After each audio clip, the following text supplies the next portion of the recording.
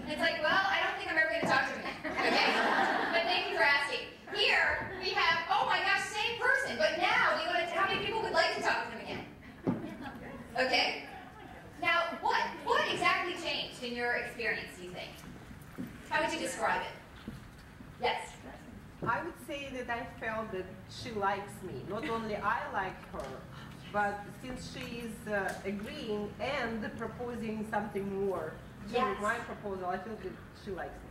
Yes. I'd like to be her man, but... That means you want to find somebody, right? What you've done is you've encouraged me. She's infected you with her want. And now you are on her team, right? Yes. And she's on yours. Very good, yes. For me, I'm quite shy, so when they send an offer, an invitation, it takes a lot to start with. So Yes. that somebody will meet you and has an end, it brings value shallow. So in other words, you're actually even thinking together, right? And so I've even asked a big auditorium, I've asked them the wrong question. And they say, somebody stands up and says, you know, we're happy to answer the question you want, but didn't you want to ask this question? I'm like, yes, in fact, I did. And so you get help to perform your tasks. You're not doing it alone anymore. You're almost putting somebody else on your team, okay? And you're sharing your goals with them. I remember being at the airport in Amsterdam, and I really like sushi, and there's a place, in case you're ever there, at Schiphol Airport, it opens at 9:30 in the morning. Well, I was in a big long line, and I was telling people that, oh, I just got off a long flight, what I would just love was sushi. The whole plane lined up, we'll save your place for you, we'll hold the plane for you. And I went and I finally got my sushi, came back, and people clapped, right? And I'm sure they don't like sushi. Okay, so here goes to your point, not everybody, that we don't have to have common interests or common wants. All I have to do is invite you to help me get what I want. And that brings up a law of human nature. That, and I'd like you to test this out for style in your lives. People actually give to those who want. Okay? So when you say yes and, you're communicating that you have a want, and you're actually deciding in advance to like the other person. When I would teach MBA classes, the students would often say, you know, you have to get us to like you. And I looked back and I said, you know, it doesn't concern me if you like me, but I do care that I like you. How can you help me? Okay? And so I want to point out that there's two different interactions going on at the same time. There's the one that I'm driving, so it's my relationship to you, and there's another one about your relationship to me, and they're totally separate. Okay? So that means that I can even talk to my enemy. I had my purse stolen on a train in Geneva, and one of the guys who I thought had stolen the purse of the two was standing next to me. I had 7 minutes to talk with him before the next flight. What do you think I did? What? I don't know. It's not as, actually, I was kind of mad, right, and a little nervous, but respectful, yes. Okay. So if I really understood this law of human nature that people give to those who want, what's my best move in that particular situation? Offer him something. Well, I didn't even want to accuse him of being the person because I didn't know. If you ever go to Europe, two people work in conjunction. One helps you with your bag and pushes you out of the way. It remains with you if the door's closed too soon. The other one grabs your bag and goes somewhere else.